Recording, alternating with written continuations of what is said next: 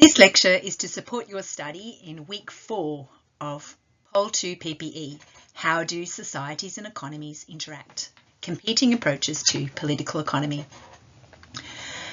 And we're now into the week on neoclassical economics, having already looked at classical political economy and Marxian political economy.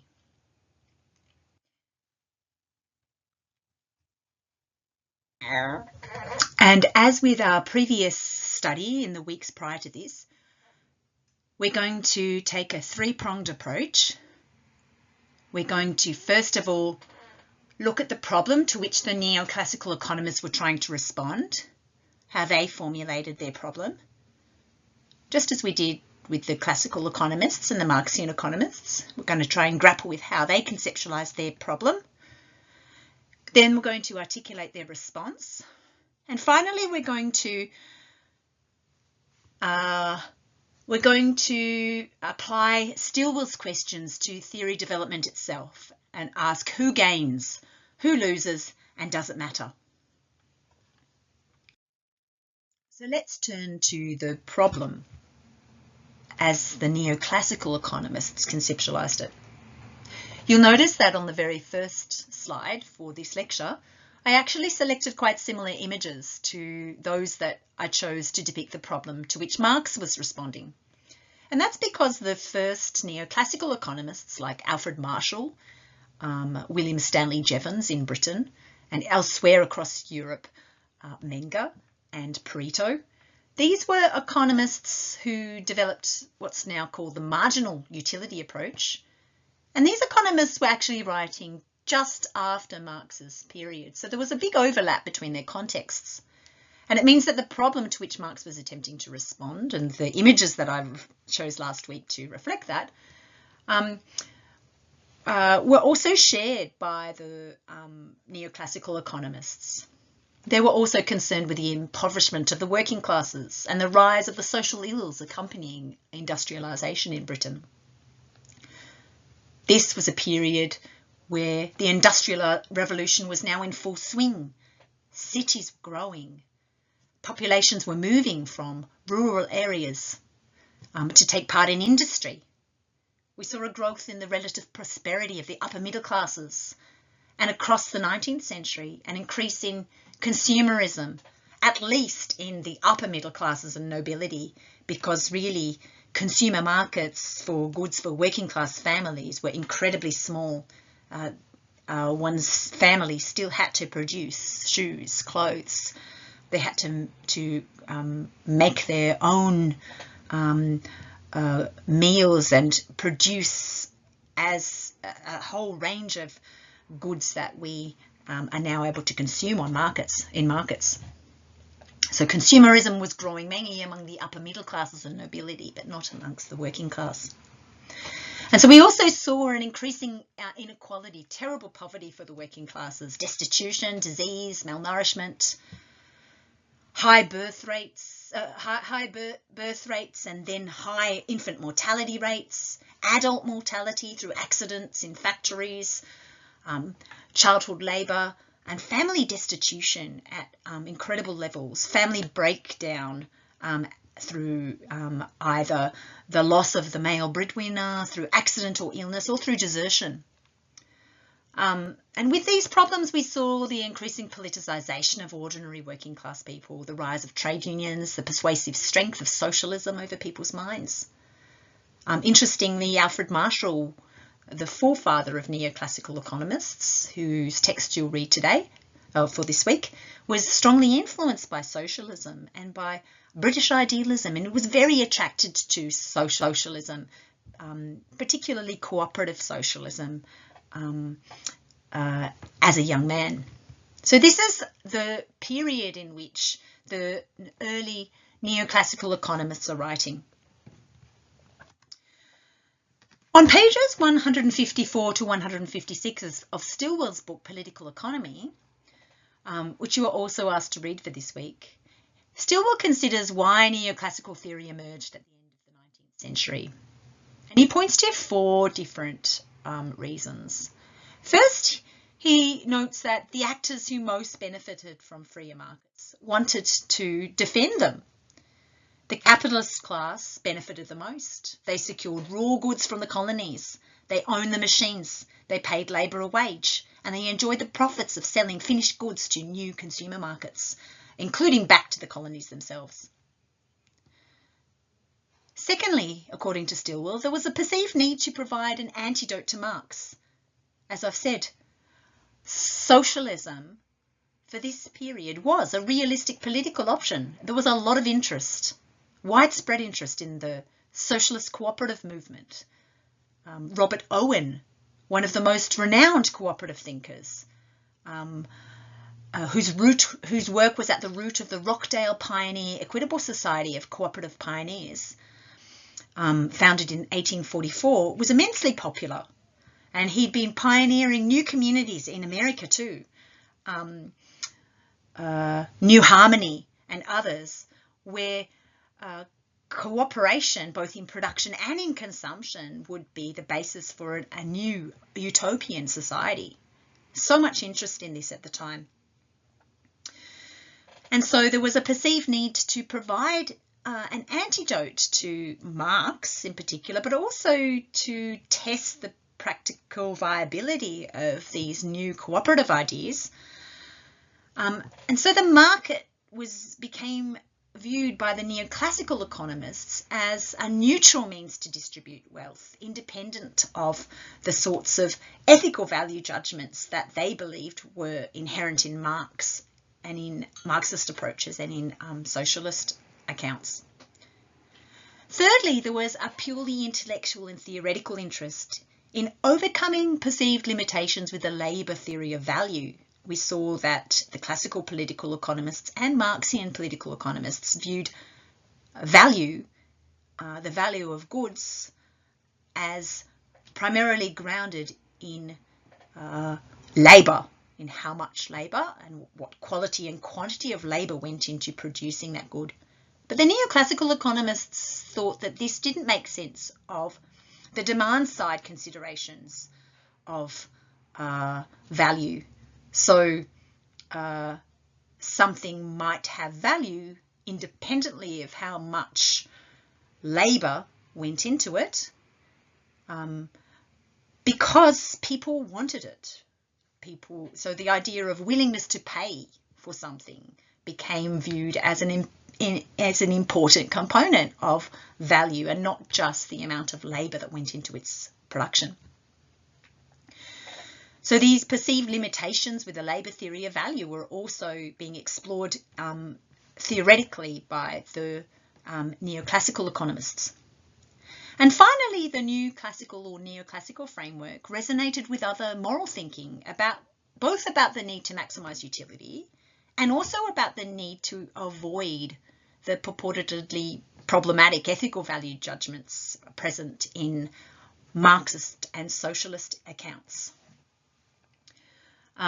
There was the problem was conceptualized by the neoclassical economists as trying to avoid moral judgments about who should get what, that were viewed as compromising the ability of markets to spontaneously work well, to function well. Those are the four. Those are the four reasons that we find in Stilwell's account of why neoclassical economics emerged at the end of the 19th century. These considerations led the early neoclassical economists, so Stilwell argues, to understand their problem as a theoretical and scientific project. How might ethical value judgments be avoided in economic analysis so as to achieve a science of motives, a science of preferences, a science of incentives? Certainly we can see why Stilwell wants to present neoclassical economists as trying to avoid ethical value judgments in economics. Marxian views were viewed as partisan and not sufficiently objective. Marx was increasingly viewed as favouring coercive transfers of economic resources to the working class by means of reorganising the ownership of the means of production. Coercive because inconsistent with the idea of economic liberty. Coercive because favouring proletarian dictatorship, according to the neoclassical economists at least. And this language is immediately political and ethical. So when the neoclassical economists came to formulate their own objectives, even though they were facing the same problems, it became formulated without that explicitly ethical and political language, simply as a question of understanding allocation through markets. So the problem was, how might ethical value judgments be avoided to achieve a science of motives, preferences and incentives, conceptualized around how to understand who gets what, why, and so forth. This problem of allocation is very clear in the work of Marshall, Jevons and others from this period, and they really do want to avoid ethical value judgments in economic analysis. Jevons, for example, says things like, we should only be including objective judgments consistent with a science, and nothing subjective about what people think are right and wrong. So you might choose the values that are important to allow you to begin any science whatsoever about how to measure, what to measure, a scale of measurement and so forth. But you shouldn't be including anything about who should get what, because that's inherently moral and ethical, at least in the way Jevons explains this. So we can see why neoclassical economists has mostly been presented as being concerned with the problem of allocation and the problem of understanding economic analysis as a science of motives, preferences and incentives. However, it's also important to grapple with the way in which neoclassical economics itself was a response to a social and political problem, which the economists also accepted as their own. And here I would like to emphasize this even more than Frank Stilwell does in the chapter that I asked you to read. This is something that I've looked at in some detail myself in a book that's currently in press called Economics and the Family, A Social and Political History, to be published. In that book, in the chapters where I look at the early neoclassical economists, including Marshall and Pareto and others, I show how this theoretical project concerned with allocation and a science of motives, preferences and incentives really only emerged because of how the neoclassical economists formulated their problem. It was a social and political problem too. They conceptualized poverty as caused by institutionalized charity. They believed that both the old poor laws and the new poor laws in Britain were responsible for causing impoverishment. Across all of the neoclassical economists of this period, Leon Voros, and Vilfredo Pareto in Europe, Alfred Marshall and William Stanley Jevons in England, and others, we see a rejection of the provision of institutionalized charity, as they put it, or poverty relief. So this problem of urban impoverishment under industrial conditions and the purported moral evils associated with impoverishment was viewed by the neoclassical economists in the late 19th century as caused by the provision of public charity. Public charity was the problem. Welfare was the problem. So the theoretical project was also a social and political one. This was an argument against the provision of public charity for families. So markets were meant to resolve urban impoverishment spontaneously. And this is why Alfred Marshall describes Thomas Robert Malthus's essay on population as the first modern treatment of population in relation to poverty. We can see why and how Malthus might be a ground here for the neoclassical approach. Markets are meant to resolve urban impoverishment spontaneously by producing more, by distributing this efficiently, by spontaneously leading to increased salaries and improved standards of living. So a little background here. Up until 1834, public charity to assist with the obvious destitution of families across rural and increasingly urban locations, public charity was provided by parishes in Britain under the old Poor Laws.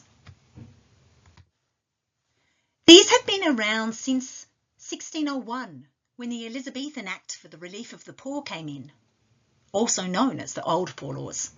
And this had instituted the first national system for the relief of paupers in England and Wales, replacing earlier forms of church-based charity with a more comprehensive system of parish-administered relief, funded with compulsory land taxes. And these were the laws in operation when Malthus wrote the essay on population that you read in the week on classical political economy. And what was novel about that act was the way it publicly instituted and enforced a notion of family responsibility, with conditions placed on the receipt of relief. And here I follow Melinda Cooper's work on the family. So it compelled families now to provide relief, but it then assigned responsibility to parishes in those cases where relief was not forthcoming. However, by the end of the 1800s, when Malthus wrote, the provision of public relief was had been diluted through all of these different forms of parish provision. And Malthus believed that the old Poor Laws were incentivising the having of children by those who could not afford to feed them. Across the early 1800s, this idea became increasingly present in public discourse, and the economists who were commissioned to write the Poor Law Commissioner's Report were influenced by Malthus and by Jeremy Bentham, and they argued that the old Poor Laws incentivised families to have children and increased poverty, and so they advocated for a reform of the Poor Laws. And this led to the new Poor Laws coming in 1834. And instead of providing public relief through outdoor charity distributed through the parishes, we instead see public relief being provided through the workhouse system. This is indoor relief through institutionalised charity. Although Malthus himself did not really end up supporting the workhouses, his work was very much accepted as by the public as a ground for the change. So the new Poor Laws that came about made it necessary for destitute families to live in workhouses and receive public relief conditional upon them working. And this was meant to disincentivise the having of children by those who could not afford to keep them. So families were viewed as primarily responsible for their own destitution. Pareto too thinks that families should even anticipate economic decline in future times, having less children so that they can support them through famine and so forth. So families are now depicted in this period as responsible for their own poverty. So neoclassical economists like Marshall, Pareto, Jevons and others rejected even these new poor laws because they felt that even these encouraged the poor to have children that they could not afford to keep, to feed. So it was very much an argument against welfare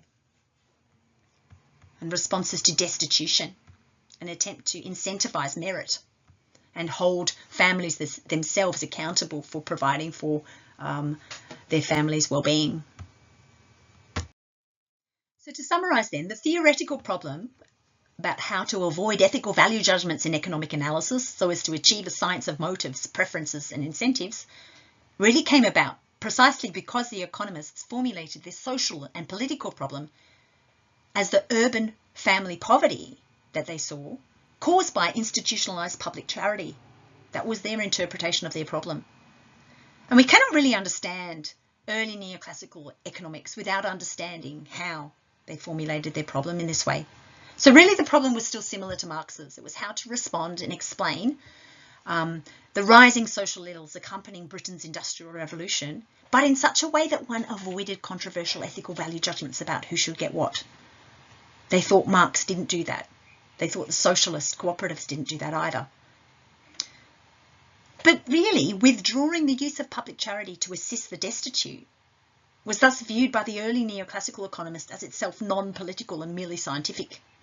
This is not really how economists tend to view their own history today of neoclassical economics, but I've argued for this in my book.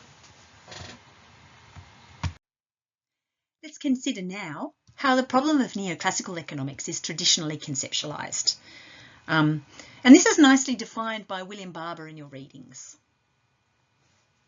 So the main argument in that text, as I understand it, is that the problem of neoclassical economics should be viewed as an attempt to explain how the market allocates an economy's resources. The assumption is that if economics is to avoid introducing controversial interpersonal comparisons of utility or ethical judgments about who should get what, then all economics can really do is study how markets themselves spontaneously allocate resources. We note that this is different to the classical tradition, which was primarily concerned with how to increase agricultural production and nascent industrial production, and why mercantilism should be rejected, and why forms of remnant feudalism should also be rejected. And we notice it's also different to the Marxist tradition, which was primarily concerned with how to organise production so that all workers could develop their distinctly human qualities through ownership of the means of production and through cooperative democratic organisation of the economy. So a very different way of doing economics here. An idea of economics as studying how markets themselves spontaneously allocate resources independently of in independence of the sorts of controversial ethical judgments about who should get what that we can, well, the neoclassical economists thought were present in other competing approaches. The text that you're asked to read this week by Barber also deals with why neoclassical economists shifted their focus in this way. Well, there were changes in the economic environment of Western societies, of global North societies. Production had increased well beyond the expectations of the classical economists. You might recall that in the week on classical economics, we saw that Malthus had theorised that the agricultural production would only increase at 1 additional unit per 25 years, whereas population would increase exponentially, doubling itself every 25 years. But under industrial conditions, 100 years later, production had certainly increased well beyond the expectations of the classical political economists. There was no longer as much of a need to focus on increasing production, in part because markets had now opened. They were more free. One was able to import grain from other countries so that one could then focus the British resources on those industries in which Britain had a comparative advantage. Industry. So through this global economy, the global north economies had enjoyed a prosperity in unprecedented measures without the checks anticipated by the classical and Marxian traditions. There were also observable improvements in real wages, which also seemed to be associated with increases in production. In the Victorian era, it appeared that increases in productive output could indeed service its population's needs. So the problem became one about allocating, concerned with understanding how markets allocate economic resources, to understand the spontaneous and natural functioning of markets, with the market seen as the panacea for poverty. So there's an obvious attempt in the formulation of the problem then to avoid value judgments in favour of scientific and objective understandings, even if I'm suggesting that there was also a very deeply social and political context to the development of this theory. So in sum, according to Barber, the problem was the analysis of the allocative properties of a market system. So now we can turn to part 2. The response. How did the neoclassical economists, and how do they still today, understand allocation? Well, an analysis of economic behaviour.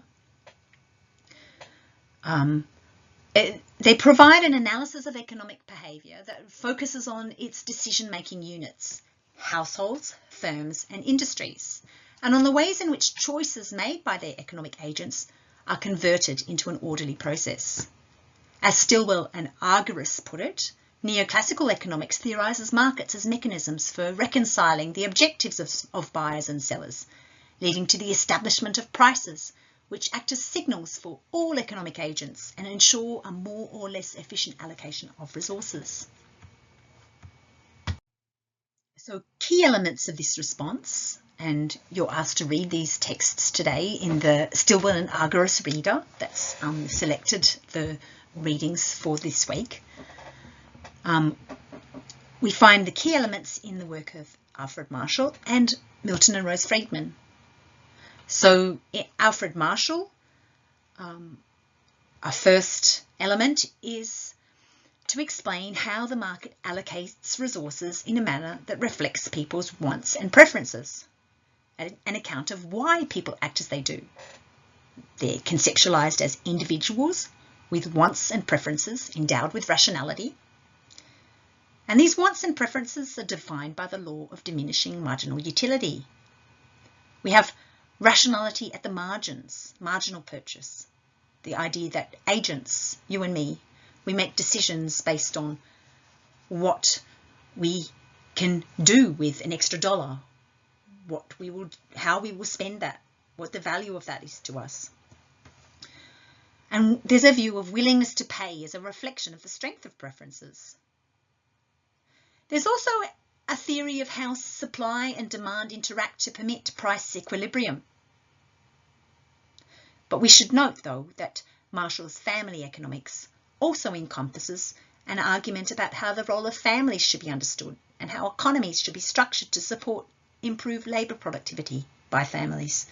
And if you'd like to read a little more on that, have a look at my article in the Cambridge Journal of Economics on Alfred Marshall's family economics. As for more recent neoclassical theorists like Milton and Rose Friedman, we find here an account of how price theory can explain who gets what, which is now broken down into an account of how much is produced, how much is sold, how much is bought. Price organises this by fulfilling 3 functions. It transmits information, it provides incentives, it distributes economic resources. And this distribution must be accepted, or else we run the risk of undermining the first 2 functions. Students who've studied Pol 1 PPE will already have read Milton and Rose Friedman's text on this. And we will now turn to a brief explanation of those elements with which PPE students will already be familiar, but with which we still need to revise for those who have not yet studied this before. Although Pole 1 PPE students will have already studied the material on this slide and on the next, it's still necessary to recap this so that those who haven't studied it can follow. So neoclassical economists conceptualise the market as the locus of voluntary cooperation. A good example of voluntary cooperation is if you buy ice cream because you want it and someone else supplies that ice cream because they profit from it. And it's voluntary because both parties choose to buy and sell without being coerced into doing so. And neoclassical economists conceptualise this as cooperative too, because the exchange is in the interests of both parties. It's mutual interest. If you compare this to a command economy, and the neoclassical economists would describe the Marxian political economic approach as advocating for a command economy would be one in which a central authority chooses the right products to be made and the right amounts at the right prices. Let's look briefly at how the market allocates in a manner that reflects people's wants and preferences, according to the neoclassical economist. Let's discuss the concept of supply.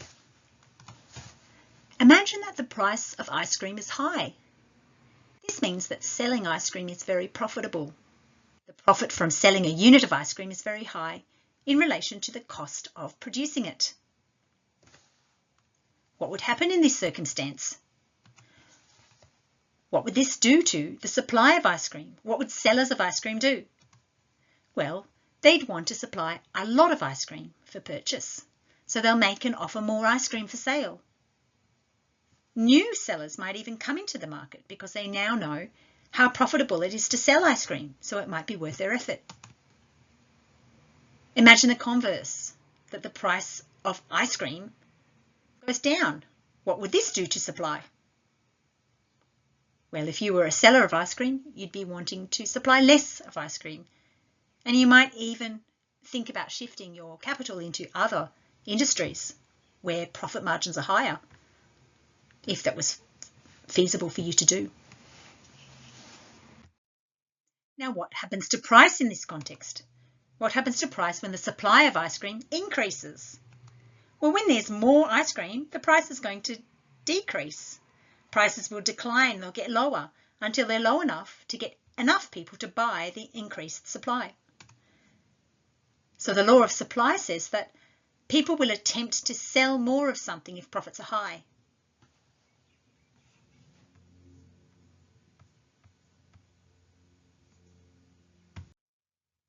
Let's consider the concept of demand now, another key concept for neoclassical economists.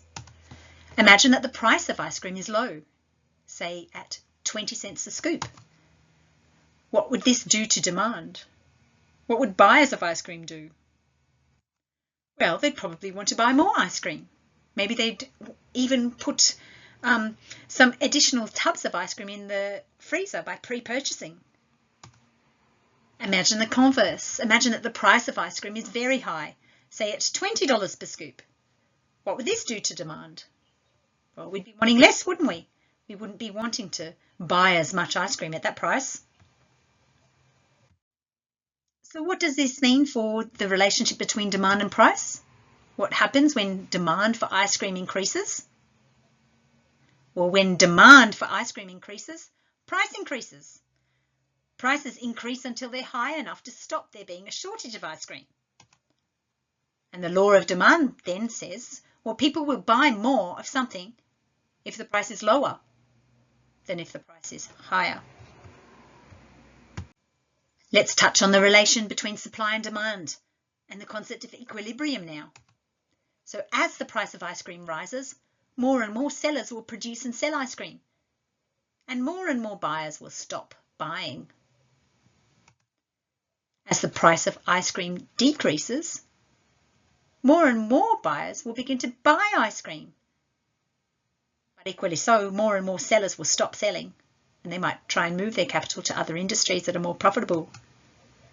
And this happens until a balance is reached between supply and demand. Economists call this balance an equilibrium between supply and demand.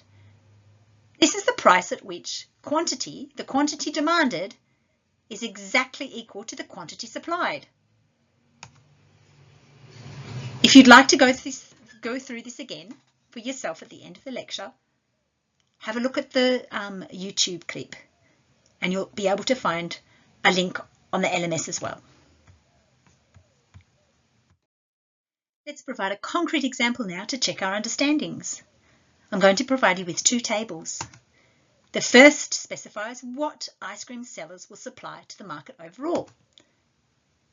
Imagine that at $9 a litre, if ice cream sellers can sell their ice cream for $9 a litre, then they're going to be willing to supply a lot of it, 500,000 litres. But if they're only going to be able to get $5 for that litre, they're going to be only wanting to supply a smaller amount because the profit margins are not so good. As for what consumers of ice cream will buy in the market overall, let's imagine that at $9 for the price of ice cream at a litre, consumers are not going to be buying a lot because it's very expensive. But at $5 a litre, they're going to be buying a lot more, aren't they? So what does this mean for the equilibrium price, do you think? Have a little look at those tables and try and work out what you think the price equilibrium would be, where the quantity supplied equals the quantity demanded. What do you think the answer is?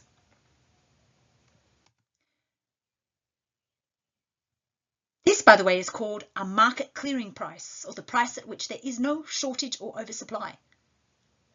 Well, the answer is $7. At $7 a litre, the quantity that sellers will be willing to supply is 300,000 litres, and that's also the quantity that consumers will be willing to buy at $7. And so that's the market clearing price at which supply and demand have reached an equilibrium.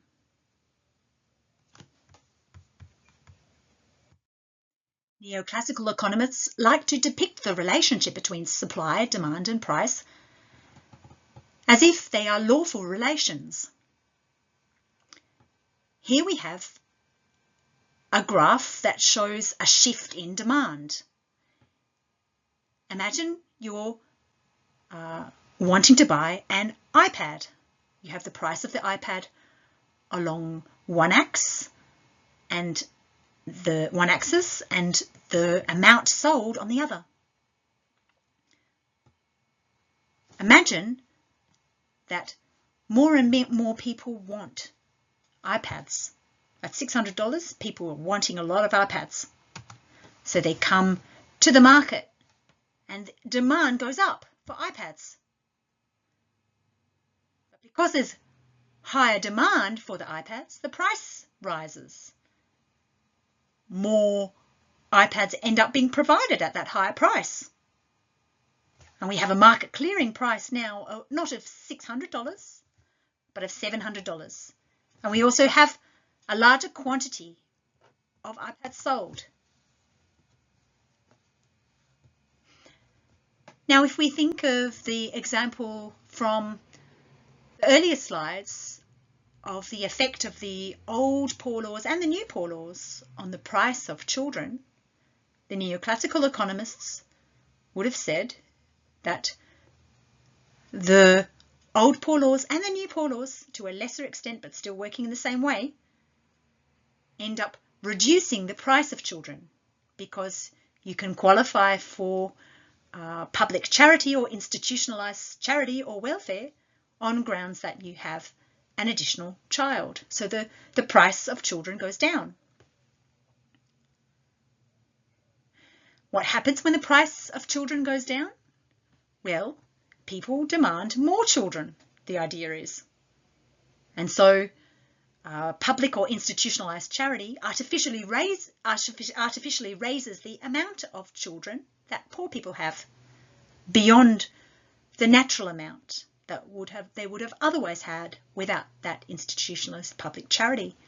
And so Marshall and others tend to find that, or claim that, child subsidies or family allowances, child allowances, can aggravate poverty by increasing the number of children by the poor that the poor have, by in effect lowering the price of children. Things are a little bit more complicated than that, to be sure, but that's the way, broadly speaking, the idea. That's broadly speaking what their idea is. What does this mean for the distribution of income? Well, the neoclassical view tends to be that the price or wage that a worker receives for their labour, the distribution of income, is equivalent to what their work contributes to the market value of the final product. The market gives a price for one's work as a function of whether employers want that work and whether workers are willing to supply labour for the price that employers are offering in the various industries in which work is available.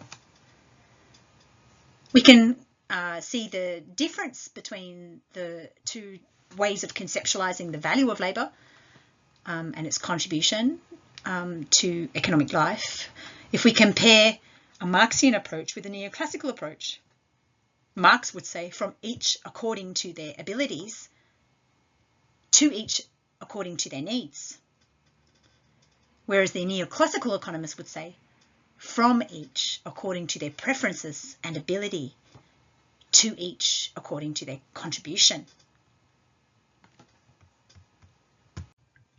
To understand why, we need to understand briefly the idea of factors of production.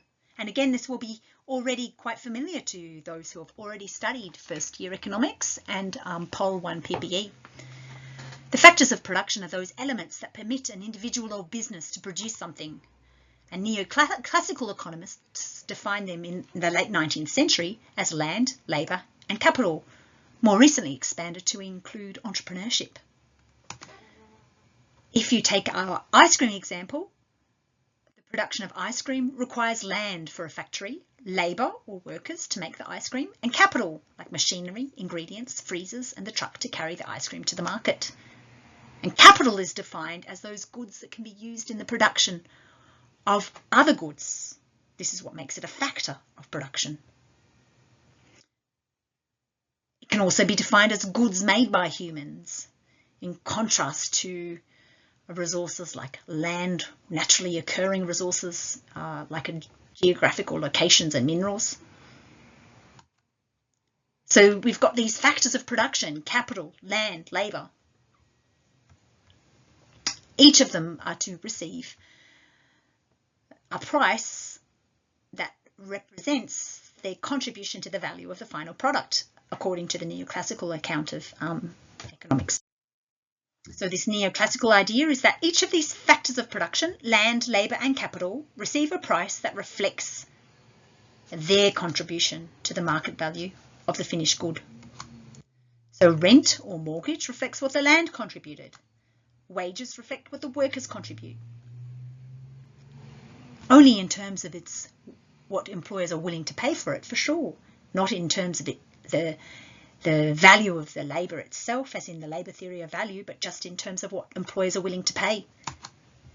And then there's the ice cream maker's profit, a reward for the capitalist for contributing capital. That reflects what the ice cream maker's capital contributed. So basically, the idea is that the wages workers receive are simply a reflection of the value of what the workers contribute to the final product.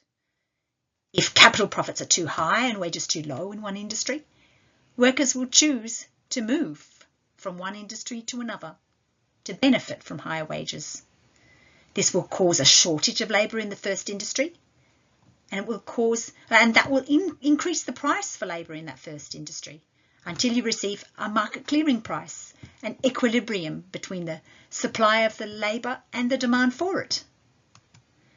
And the distribution of income is in this sense understood by the neoclassical economist simply as a function or an effect of supply and demand.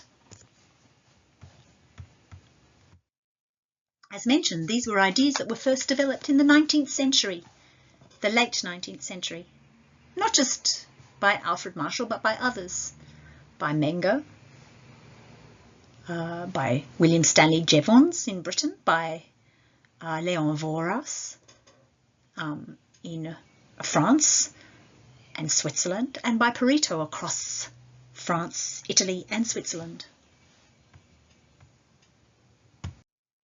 So now we're in a position to summarise the response of the early neoclassical economists to their problem as they conceptualised it. We recall that the problem was how to achieve a science of motives that also explained and responded to the social ills accompanying early industrialisation, and that did so in a way that overcame or that avoided the incorporation of controversial or problematic ethical value judgments. Now we can state their answer.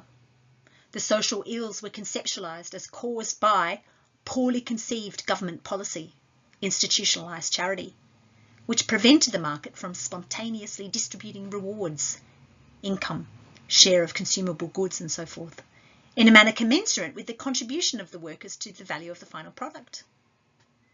So these social ills were actually caused by governments choosing to respond to destitution, because institutionalised charity or welfare decreased the price of children for poor families, incentivising them to have more children that they could really afford to feed. And so Voras, Pareto, Marshall and Jevons all advocated in favour of overturning institutionalised public welfare. Welfare shouldn't respond to destitution at all.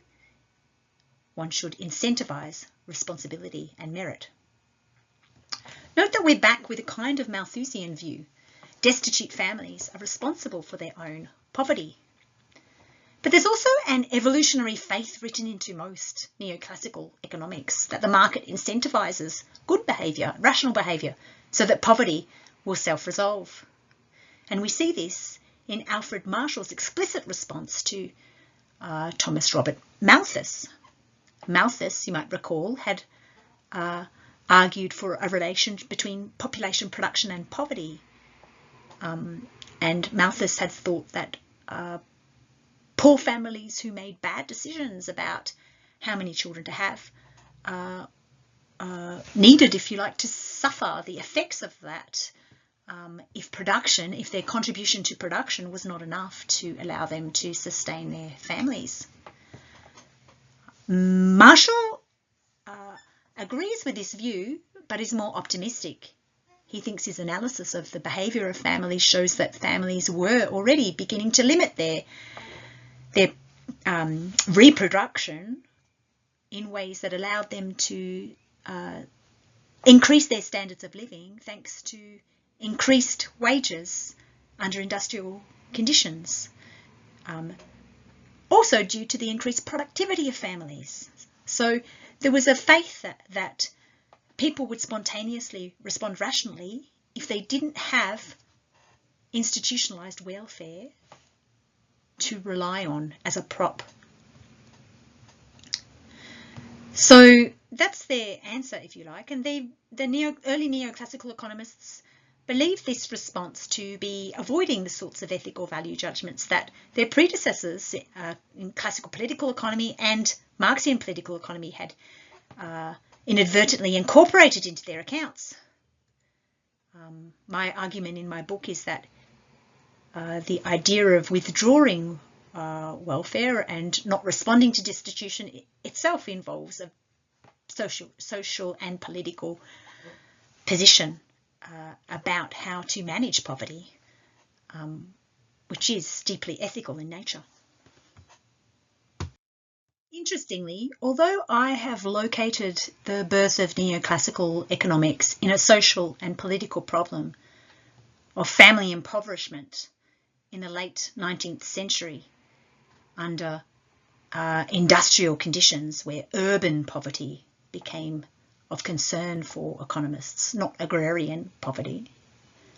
Even though I've located this clearly in a social and political moment, you can see how neoclassical economists laid stake to the ahistorical and universally applicable nature of their theories. They thought this could be divorced from context. And this is in part why the approach became formulated in a number of different countries with different institutional conditions at different moments in the history of industrialisation. We've looked in part one at how neoclassical economists conceptualised their problem. We've looked in part two at how they responded to this problem with a new methodology and theories and policies. Now we can ask in part three some critical questions. Who gains the most from a theory that advocates in favour of free markets and that understands economic behaviour as an outcome of rational choices subject to budget constraints of time and income? Well, the neoclassical economists would say that everyone does. Cooperation in a market to buy and sell is voluntary and it serves mutual interest. Other scholars have argued that it is mostly those who already had a first mover advantage in the marketplace that disproportionately benefit. Next week, Veblen will argue that pecuniary emulation is such that those with purchasing power, the Victorian elite, were able to organise production to satisfy their own consumption preferences. Working class consumption was not a focus of the neoclassical economists at this time. They were still focused on production, industrial production. Not only that, Veblen will argue that pecuniary emulation or conspicuous consumption is invidious and socially harmful, in part because there was very little for working class families to consume in the late 19th century economies. Families were still making their own clothes, producing at home a lot of the products that we now purchase from markets. So who gains the most?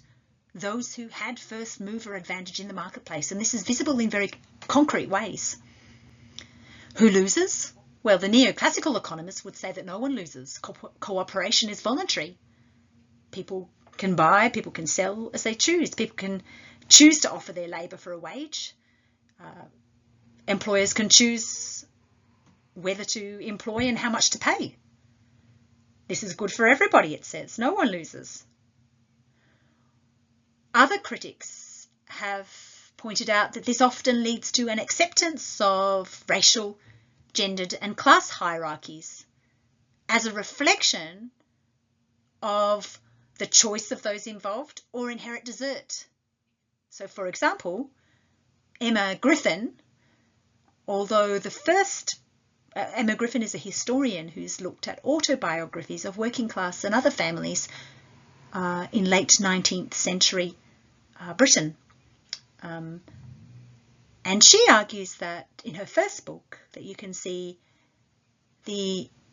that there was increased social mobility, particularly for men at this time, and massive increases in standards of living.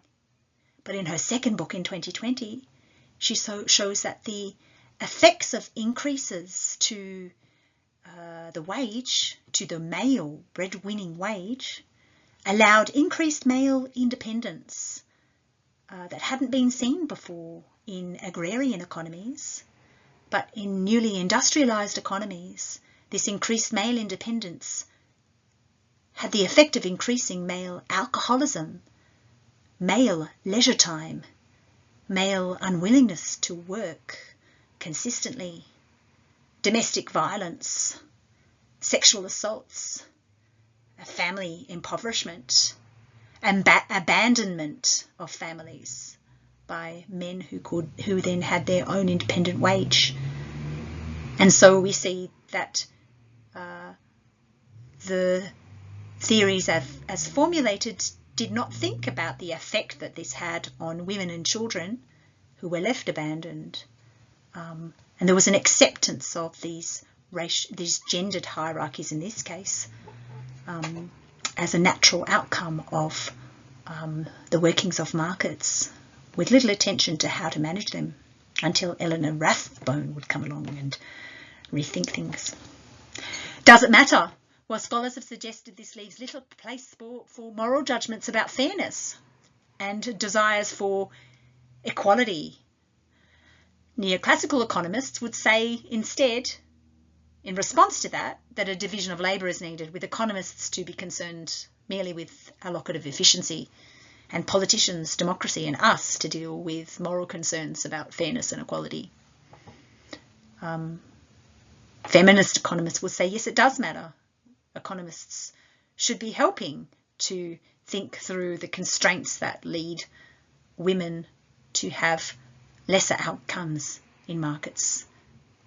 And queer economists will also think similarly, looking to the effects on non-traditional families and the distribution of economic outcomes through higher costs of having children or higher costs of healthcare and so forth. So it does matter. And if it does matter, we need to think through it, right? As for other criticisms of the neoclassical approach, it has been argued that the extension of economic rationality to domains of activity that were previously viewed as non-economic in nature can be problematic. Although Hirschleifer, from your readings, supports the extension of economic rationality to choices like the decision to love or to marry or to have children, he also notes some of the popular criticisms of this view. Self-interest seems inappropriate for behaviour like love or looking after children. These seem to be motivated by interest for the well-being of others. Many decisions also seem to be irrational, reflecting emotion, passion. We seldom act as the neoclassical economists believe we do. Stephen Keen takes this still further. Neoclassical economics cannot purport to be a science if its very axioms, instrumental rationality, optimizing rationality, and the like, are unrealistic. Interestingly, neoclassical economics as a framework based on the assumption of agents, households, businesses, individuals, being rational and deciding rationally subject to constraints of time and income. This idea has been remarkably adept at changing itself to accommodate criticism. So we'll find when we look at other later competing schools of political economy that many of them emerge out of criticism with the early neoclassical approach, but never entirely divorce themselves from that framework. So behavioral economists, although they criticize the idea of agents choosing rationally because they, on grounds that people rarely behave rationally in real life, behavioral economics still can be viewed as an offshoot of neoclassical thinking, where now the science of incentives is a science of studying how people behave in real situations empirically. Similarly with environmental economics, neoclassical accounts of decision making have been used to try to explain why environmental harm should be priced into the cost of goods that are otherwise being sold too cheaply. Even neoclassical versions of feminist economics, known as gender neoclassical economics, have used modified utility maximisation and rationalisation models, like non-cooperative bargaining, to try to explain lesser divorce outcomes for women, and where these lesser outcomes are a result of budget constraints of time and income, explaining then a woman's choice to accept that lesser outcome, or to explain a woman's choice to care rather than to contribute to market labour. Some neoclassical queer economists have also explained lower economic outcomes for non-traditional families in terms of the higher costs associated with having children for non-traditional families, or the higher costs of having gender-affirming healthcare relative to heterosexual families or cis persons.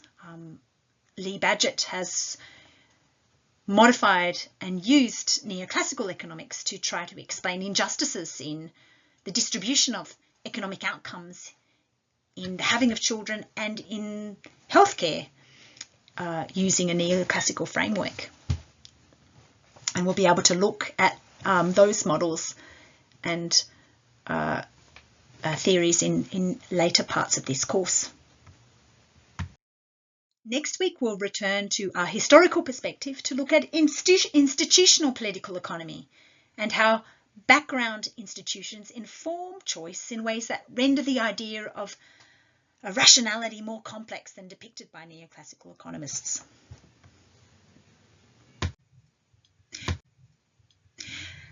And really, that's it for today.